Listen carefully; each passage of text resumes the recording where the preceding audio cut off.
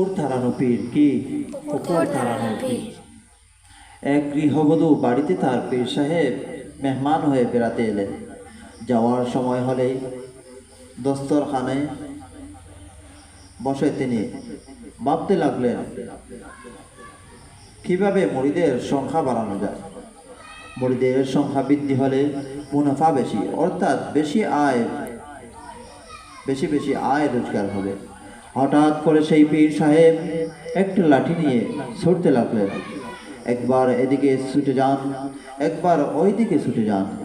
হাতের লাঠি দিয়ে মাটিতে জুড়ে আঘাত করছেন আর বলছেন, হবিজ দূর হ এখান থেকে, হবিজ দূর হ এখান থেকে, বের হ এখান থেকে নাফা। এরপর হাঁপাতে হাঁপাতে এসে আবার খেতে বললেন। মুরিদ বলল, কি হলো মিয়া সাহেব, এমন করছেন কেন? পীর সাহেব বললেন, খাবাগরের কুকুর ঢুকে পড়ছিল, বের করে দিলাম। আর বেশি কিছু বললেন না পীর সাহেব, মাথা নিচু করে খাবারের অপেক্ষায় বসে রইলেন।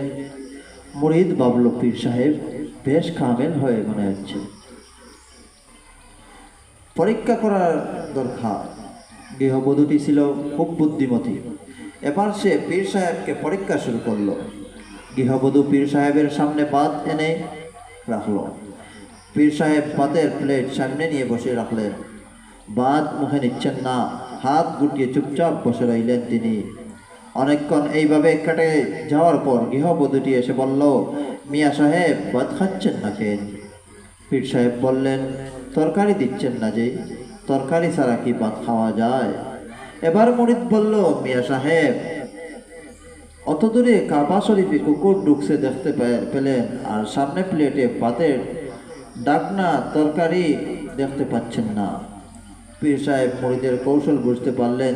তিনি অত্যন্ত লজ্জিত হয়ে আবেদন হয়ে রইলেন। মনে মনে প্রতিজ্ঞা করলেন, জীবনে আর কোনোদিন এমন করব না।